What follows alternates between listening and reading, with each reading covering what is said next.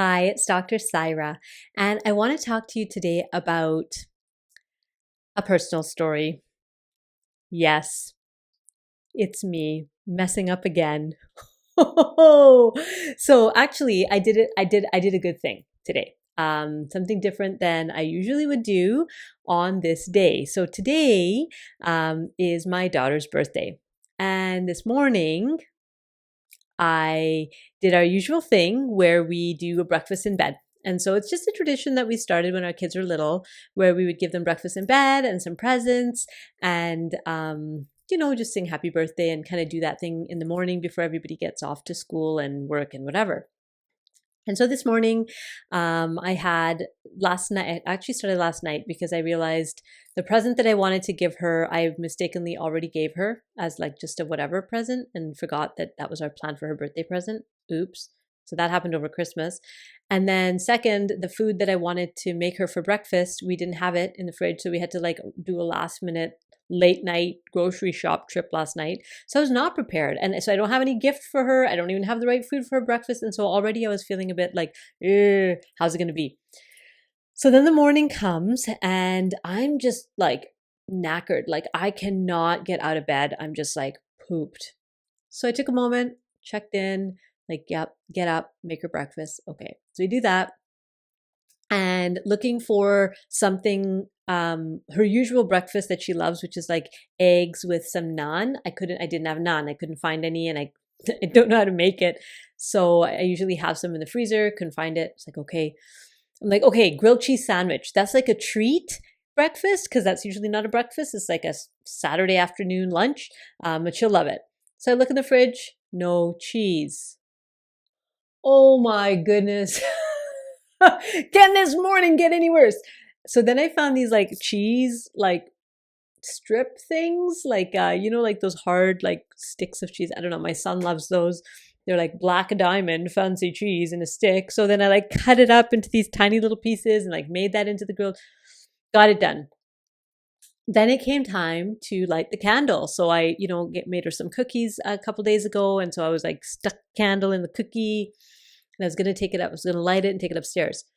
And something in me said, don't do that. And so I didn't. And so I went upstairs and then, everything happened and I'll get to what happened. But it was only upon reflection this morning in our community that I realized that I did something very, very different. So usually what I do is I'd light the candle and I take the tray of the breakfast and I take it up the stairs and I'm going up the stairs and the candle's going down and the wax is starting to melt onto the whatever.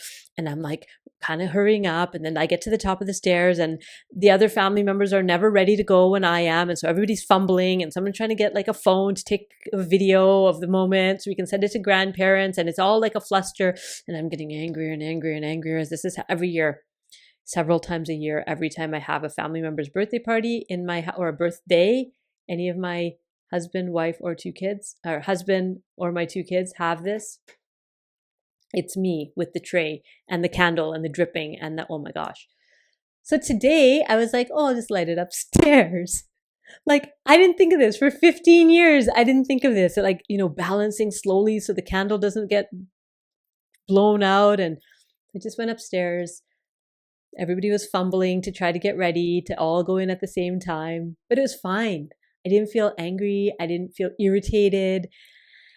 And it was such a small thing, right? Just light the candle upstairs. And then it's just like 2 steps rather than like all the way up the stairs with this melting candle and the wax and the drama. And I was talking to in the community this, in our Ask Dr. Saira that we do once a week. And I was sharing the story and people were just like, killing themselves laughing, right? Because they can just picture me like every several times a year with the tray and like getting angrier and angrier and stressed and like the candle is melting but today it was different. And what was different today was me, right? What was different today was all of those little like hiccups that I faced last night when I was trying to get ready and this morning when I couldn't find the cheese and I didn't make that mean anything about me as a mother or me as a person or me as, a primary parent of this child who's having a birthday. I just said, oh, okay. And I let it roll off.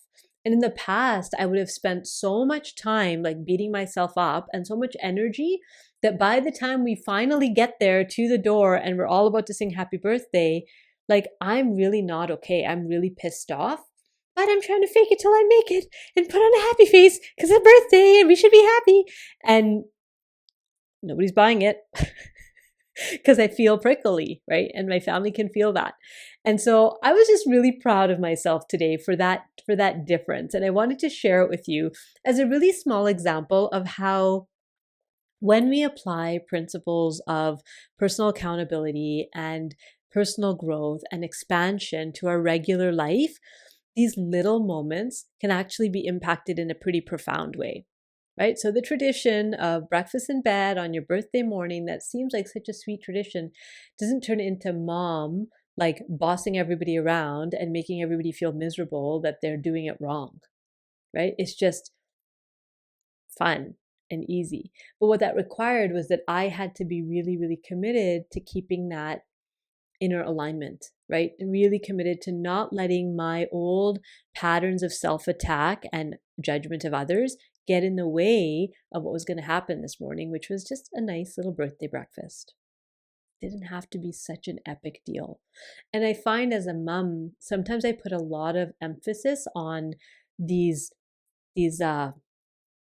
big things like the birthdays or the holidays or like the family reunions or whatever, and I feel like if I don't do it right, then somehow like I've failed, or I'm not doing it as good as other people, or there's something wrong with me because I can't seem to get it together like other people do, whatever's the stories are that I tell myself.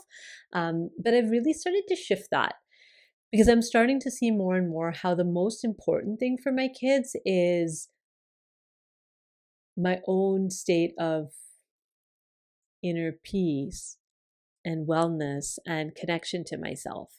What's more important to them than my, making I don't know, I've always wished I knew how to like make really nice birthday cakes, but it's like totally not my interest at all. But I don't, so it's like, it's okay. That doesn't mean I've like failed because I don't know how to do those things that maybe I thought mom should know. I'm letting a lot of that go. And what I'm finding in response from my children is this really like sweet connection that I'm getting with them. And they're like, one of them's a teenager and one of them's just kind of entering into the teenage years. And all the stories that people told me about what this time would be like, they actually don't exist in our household, right? Like we have fun together and we talk about important things. And there are moments when it's like a bit prickly and hairy and I say the wrong thing or they do the wrong thing and it's like for a minute, but then we repair that, right? We just keep repairing that. And the purpose of this video is not to say like, oh, look at me, I'm such a great mom. No, it's actually to say like, let's stop doing that to ourselves, right? Let's stop like having some idea of who we have to be and try to live up to that idea, because we can't, because that idea is like impossible. And what's more important than any of the check boxes is that we stay centered and aligned and open and ready for the inspiration of whatever is going to be next for our day, right? Whether that means how we interact with people, if we choose to or don't choose to interact. Every little step can be guided. It doesn't have to be my human limited self making decisions about how I spend my time. It could actually be shown to me. And this is something that I'm learning, like as we speak. I'm in the process of learning it. And so I'm so excited about it. And that's why I wanted to share that with you. So those are my thoughts today. Hopefully that was interesting and fun. And if you have a similar story about like how you get super controlling about things, please share it so that we know we're not alone, those of us who do that. And I will see you next time. Bye.